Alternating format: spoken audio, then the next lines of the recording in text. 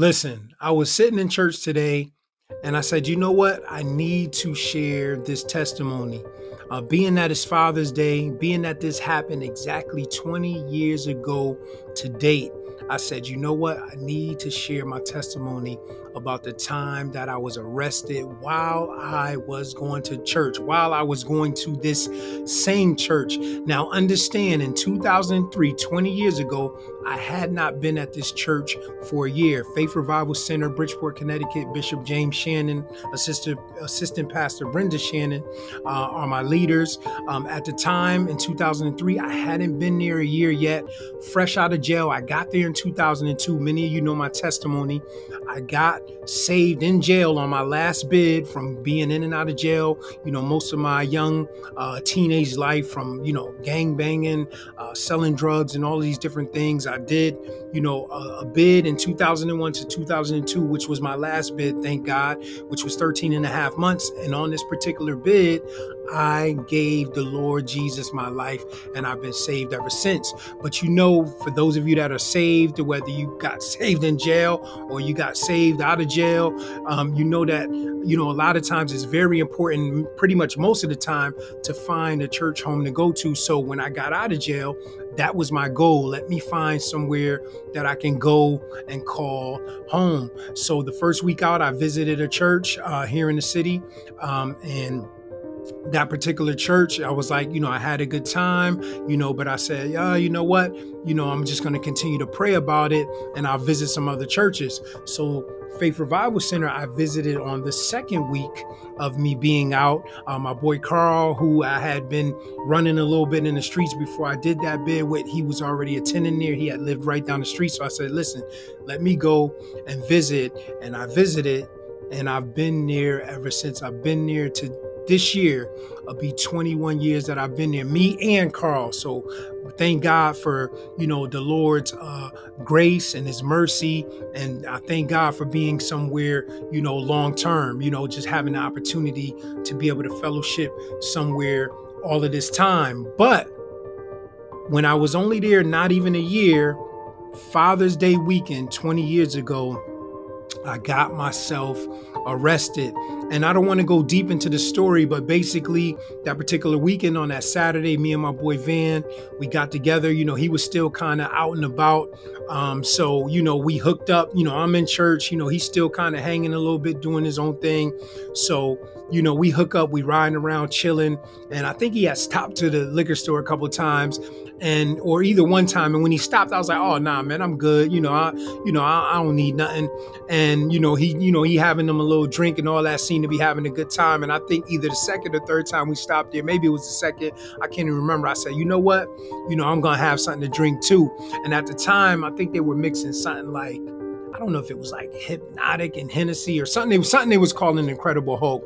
And we ended up drinking those, man. And from that point on, from that Saturday afternoon all the way up into 2-3 o'clock in the morning, I was wild and doing all types of crazy stuff, to the point of where I got myself arrested. And I never forget being in Congress Street. If you live here in the city of Bridgeport in Connecticut, and you've ever been in trouble, a lot of times you go to, to the police holding station first, which is on Congress Street. And I never forget, I'm sitting in there like, man, what have I done? Like, how did I go from being saved, doing well this last 8-9 months, to now I'm back, in a familiar place, a place that I've been going in and out of for the last, I don't know how many years.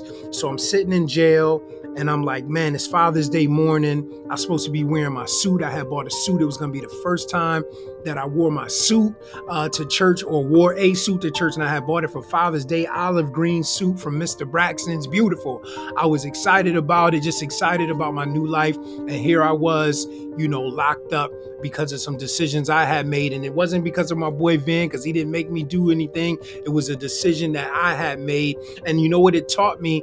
And this is a word for somebody, right? It taught me that I wasn't really ready to be in that type of environment, or any environment where I could be tempted, right? But lo and behold, that's what I did, and this is where I ended up. And I thank God today, like I can be around people or see people and they're doing things that I used to do, and it doesn't even bother me one bit. I'm not tempted by it. I'm not even thinking about it. It's not even that serious. But at the time, I just wasn't in a place where I should have been just hanging out with him and just having drinks around and just running into different people and just being influenced, by the whole atmosphere that I was in. But anyway, locked up now.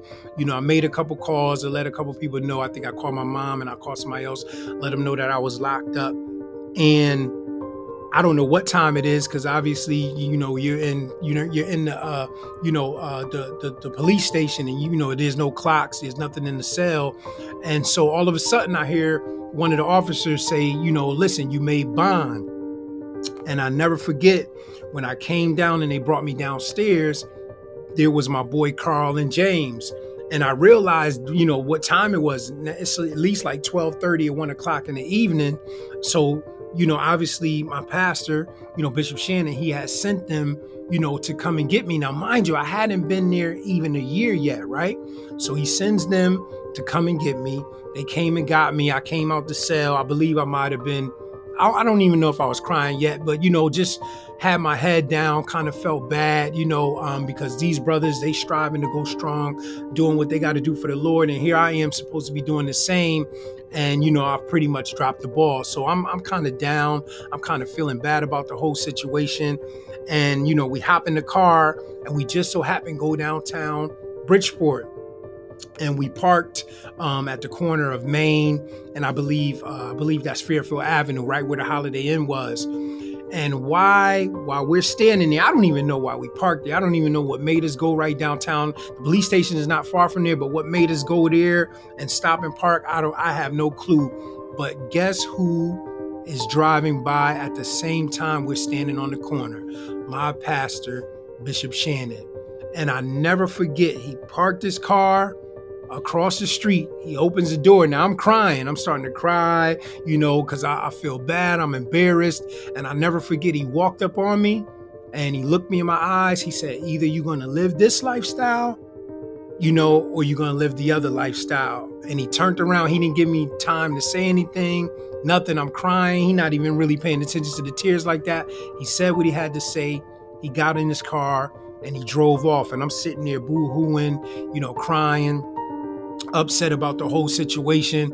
And now it's Sunday evening, so normally you'll get a court date where it might be a week from now, whatever have you. But because I was down in the jailhouse or in the police station in the holding cell, normally if you stay for the duration of the weekend, you go to court on that Monday. So even though I got bonded out, they still had a court date for me on that Monday. So I go to court, and unfortunately, or should I say fortunately, the same prosecutor that I have been dealing with for years, pretty much my young teenage life up until now, was my prosecutor. And now, mind you, I am out on bond. I have come to court from my house out on bond, and I never forget what she said. She says, listen, there's no way with this guy's history and his record that he should have had a bond that low.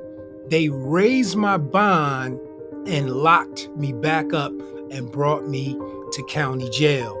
So I'm really out of it. I'm losing it because I'm like, God, I know I already messed up. I already feel bad that I got arrested. Why do I now have to go back to county jail? Because I had been there tons of times all over the jailhouse, but here I am saved, full of the Holy Spirit.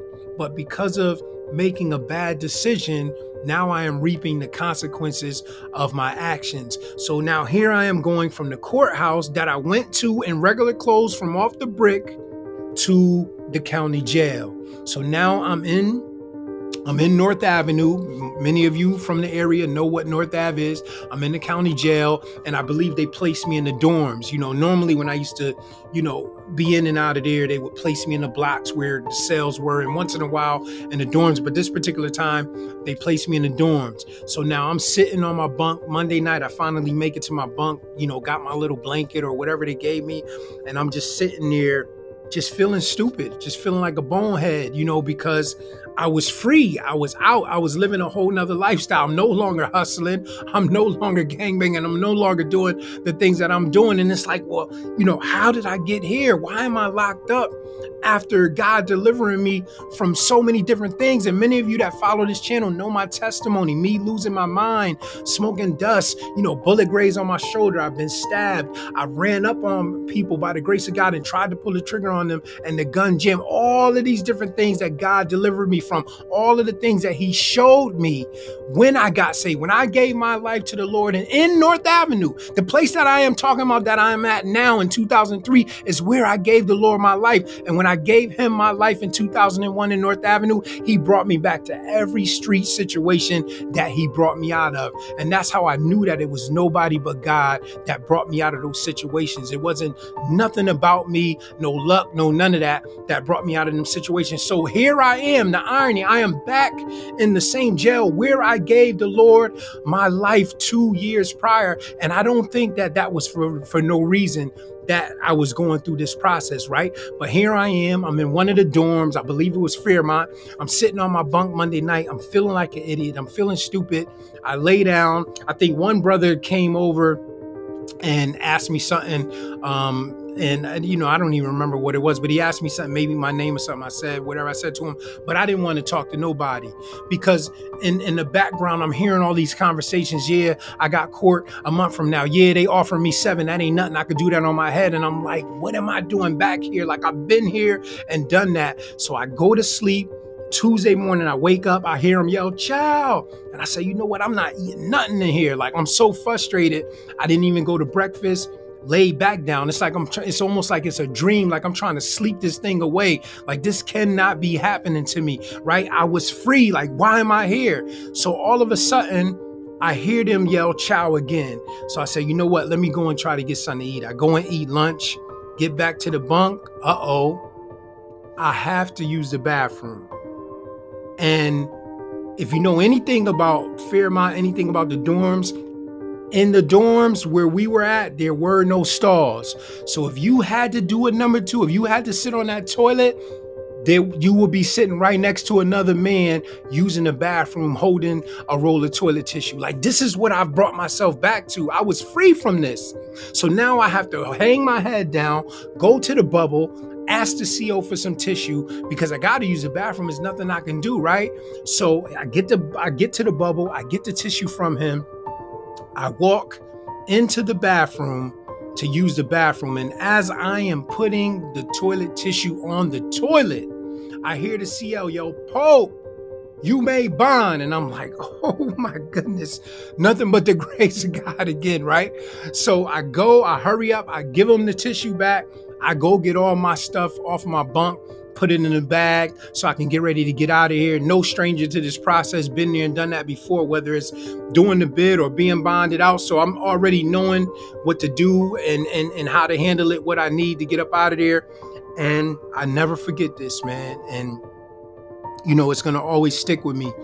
As I'm carrying my bag down the aisle in that dorm, getting ready to leave out of there was some guys in the corner playing cards. I never forget. All of a sudden, this guy yells from the card table, "Hey, yo!" And I look back and he looked me right in my eyes. He said, "Don't you forget who did this for you. Don't forget your father did this for you." And I knew, because he didn't know me from a can of paint. He didn't know I had been saved. He didn't know my story. He don't know nothing about me. This guy, I don't even know him. I don't even know his name. But he said, "Don't forget who did this for you. Don't forget your father did this for you." And I knew that was nobody but God talking to me through him. And I get out of there. And now I'm going back and forth to court. And mind you, I have a super long record. I've been arrested many times. So in my mind, it's like, listen, I'm probably going to have to do some time if it is not for the grace of God. So I get a lawyer. I'm going back and forth to court. And I never forget one of the court dates that I had. I'm in there. My lawyer's telling me what they want to do. You've been in trouble so many times. I don't think they're going to show you any leniency. And I never forget the judge talking to me. And if you ever been in these situations, especially being a child of God, many of you can identify with this, whether it's getting a job that you didn't deserve, whatever have you. The judge hit me with one of those, I don't know why I'm doing this. I'm going to allow you to go into a program. I'm going to, because that particular day I had wild out, acting crazy and all that. So they wanted me to go into like an anger management type program. And when he said, I don't know why I'm doing this, I knew once again that was nobody but God. But here's the beautiful thing about the whole situation. The program that I ended up being in, I ended up making relationships with the ladies that was in the program. And at the time, I had just started doing the music for the Lord and found myself going to these different individuals' churches, ministering, to the youth, ministering to the people through song, nothing but the grace of God. And the reason why I wanted to share this testimony with you is because I went through all that. I got out. I had to go back to church because there was a good amount of people that knew. Maybe everybody didn't know, but it was definitely some of the deacons, different. Now, mind you, I'm new to the church. I haven't been there a year, but you know what? They showed me love. They encouraged me. We had a strong men's program at the time that we got together every Monday. And that's what helped me to heal from that, to really, not only be able to repent unto the Lord, but also have that support system around. And you guys know I talk about this a lot on the channel, instead of beating somebody down when they mess up, we don't sugarcoat sin. I told you what my pastor did. He didn't show no type of remorse about what he said. He didn't stutter when he said, listen, either you gonna live this or you gonna live that. And he walked away. He meant business. So I'm not talking about no sugarcoating sin. If anybody watching this video know me personally, I'm not going to sugarcoat anybody's sin. If we're going to talk about sin, we're going to be honest about it, whether it's me, whether it's you. That's just what it is. So they wasn't sugarcoating it. They wasn't playing with it, but they was there at least to support me through that process, being a young, saved brother. And here I am in the same ministry as a preacher, as a married man, going on 14 years of marriage, 2 sons, with my wife. I had a daughter in 2001. A matter of fact, when I started that bid, when I was doing that 2001 bid, my daughter was born. I didn't even get a chance to see her born in the hospital. This is how crazy I was running and how crazy I was acting. But by the grace of God, I just got off the phone with my daughter, right? Great relationship with my daughter. Unfortunately, her mom's passed on. God rest her soul. But always had a strong relationship with my daughter, even getting stronger. I have a granddaughter now who's 2 years old, about to be 3. So when I look at my life and look where God brought me from and where I am now, wife, sons, my daughter, my granddaughter, the ministry, being able to have done music and traveled different places to minister through rap and preach different places, the podcast, the YouTube that I've been on for the last how many years. Like, this is nothing but the grace of God. And the reason why I wanted to share this testimony, and I didn't even tell everything that happened in the midst of this process because I didn't want to make this too long, but it goes to show you that, listen, if you stick with God, if you humble yourself, and remember, I've been talking about this on the channel lately, Hebrews chapter 12, where it talks about the chastisement of God. That was him chastising me. That was embarrassing. For people to have to know that I had been locked up and that happened, that was super embarrassing. My pastor, all of that was super embarrassing. But you know what I didn't do? I didn't stop coming. I kept going to the men's fellowships. I kept coming to the services. I didn't allow that. Even there's times when I got ordained at the church in 2008, my pastor joked about me and Carl, how when we were earlier on in the ministry, sometimes we'll come in and our eyes be bloodshot red. And it wasn't because we had been sleeping all night. But guess what? We kept coming. And I'm here to encourage somebody. Listen, if you keep at it, you keep letting God work on you. We're not talking about doing stuff and being like, oops, I messed up. Because the Bible is very clear. Shall you continue in sin that grace may abound? God forbid. So I'm not talking about no intentional messing up and just doing whatever and thinking God is going to wink at it. I told you what I went through. And that was my one time messing up. And I ended up in jail, ended up getting out, going back to jail, going through the same process that I had been through. Also, having having to go to court, having to be in a program, having to do probation. I had to go through all that. So understand there's always going to be consequences to your actions. We can always go before God and say, God, please forgive me. I messed up. Yes, God will forgive us, but there's going to be consequences for those actions. But the point of me sharing this testimony is to say, listen, this is where I was 20 years ago. This happened to me 20 years ago today.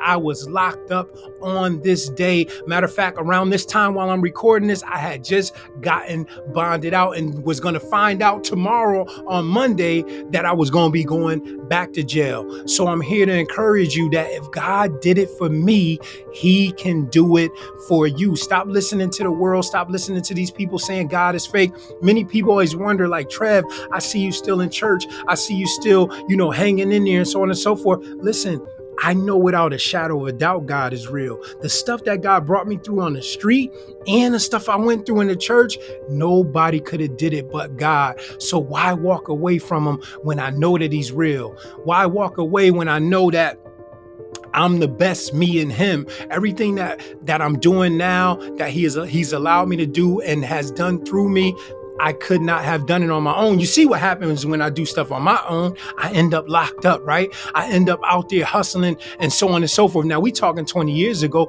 This was a long time ago. I'm way far removed from all of that for a long time now. But guess what? I was there. So if I was there and went through all of the things that I went through, and now I am here living the lifestyle that I'm living now, that goes to show you that it is possible. Let's stop listening to stories about people that went to church or they said they were saved, this and that, and now they no longer saved and they're doing this again. No. Look at the testimonies of people that stood strong. But one of the ways that I was able to stand strong was because of the people that was around me and that was supporting me and that loved on me. And that's why I am the same way when it comes to others. I try to show that love. I try to show that support. I will not sugarcoat anything. I will keep it 100 with you. Either you can receive it or you won't, but I'm never going to down you. I'm never going to talk crazy about you behind your back. None of that. Because I've been there and done that, and I want to be able to do the same thing that was done for me, through the Lord Jesus Christ, and that show love and see a person get to the potential or get to the place that God has for them. I wish I could have shared a little bit more of that testimony, because a lot happened in that time span. And in 2003, with that whole process, a lot happened. But the bottom line is God brought me out of it. I'm free now. Been free a long time from a lot of those things that I struggled with back then. And once again, if I did it through the Lord, you can do it also. But I appreciate you guys just sitting, just listening to this small testimony. I want to wish a happy Father's Day to all the fathers. Keep on being a father. Keep being in your kid's life. It's not about what your young lady is doing, your wife is doing, girlfriend, whoever. It's about you being in their lives and being intentional with them. And as you continue to plant them seeds, guess what? That harvest between you and them kids is going to grow. But know that I love you guys. And until the next time we get together, shalom.